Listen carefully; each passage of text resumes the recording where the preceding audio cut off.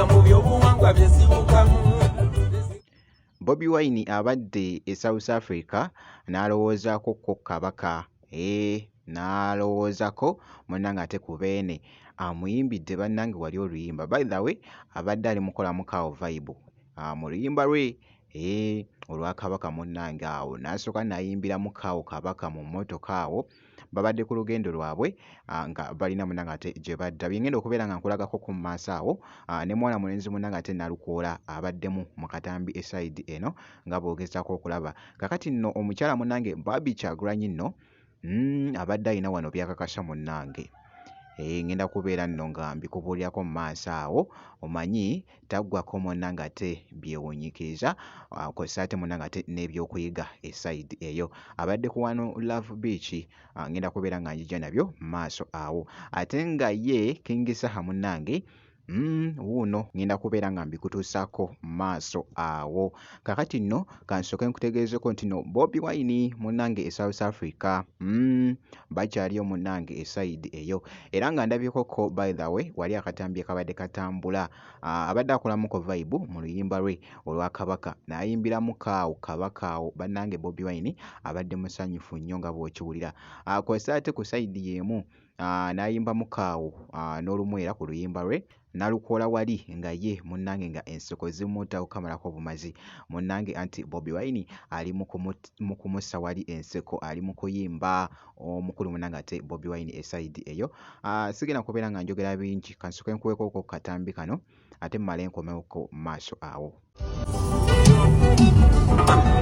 Ensonga nnyingi ezindeetera okwenyumiriza mu byobuwangwa byesibukamu.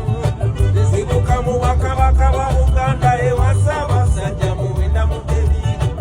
Eyo gy'osanga abantu ab'empisa ennungi abaaniriza kabeere muyise. Ffe waffe buli ggwanga tubeera nalyo, tukola nabo, tugonga nabo.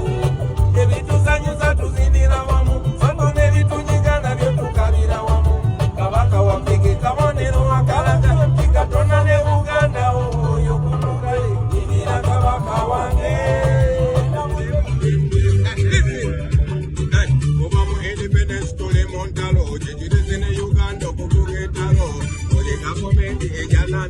Ate batuka okugenda bagenda ntalo batikola batya bali ebutuuka ntalo abakyuka nga tewali kulanga ntalo bapangana balaba bapangana mu kifo ky'okulungamya omuntu eyandibaddewo okulungamya babubuka kati ate yabakulemera mu kutologa ebirabye natinde nnyo.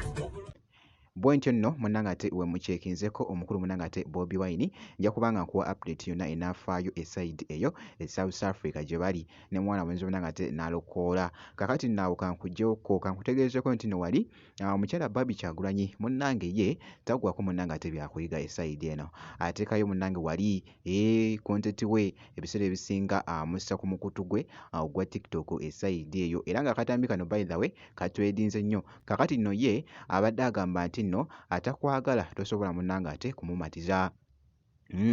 Kola munnange ate ky'omanyi nti kye kituufu, ebisigadde tononooza esayidi eyo. Omukyala Barbie Kyagulanyi kansooke nkuweeko ko katambi owulire munnange ate byabadde akakasa. Ne bw'obanga oli malayika, omuntu atakwagala ajja gamba nti omuwoganiza ebiwaawaatiro byo ng'obuuka. Buuka mukwano, buuka bikone nga bw'oyagala, kuba omuntu atakwagala aba tajja kwagala kintu kyonna ky'okola. Katonda yatuwa obusobozi okusitula emikono gyaffe ne tubikka amaaso gaffe bwe tuba nga tulina ebintu bye tutayagala kulaba. Era Katonda yatuwa obusobozi nga tusobola okusitula emikono gyaffe ne tubikka amatu gaffe nga tetwagala kuwulira abantu bye boogera. N'olwekyo buukawo, atakwagala taliyagala kyokola.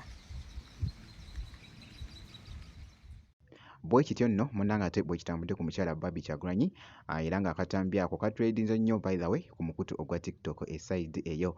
Awo kankugyeko kakati nno awo kankugyeko katugende mu maaso wali munnange King Saha wali ku bibadde bitambula by the way ne Eddie Kenzo jjukira nti nno omwana mulenzi ono King Saha yavaayoko wali mu freestyle yali ayimba awo ku King Sport munnange n'abako byakoonako kaawo ku Eddie Kenzo nti ebya copyright munnange nga tetuuka munnange sayidi eyo nga bwengezako munnange ate okunnyonnyola naye nga byebyo ebibadde bitambula olugambo olwo by the way lubadde lutradinga nnyo ku mukutu ogwa TikTok kw'ossa ate ne Facebook kw'ossa n'emikutu emirala esayidi eyo bannange King Saha taggwaayo naye nno byebyo esayidi eyo bwe nti bwenkoze kakasa nti no video ogimpeera like kw'ossa ate n'okusubscribinga kasita obeera nga tonnaba ngenda kubeera nga nkomawo ku maaso eyo n'ebirala.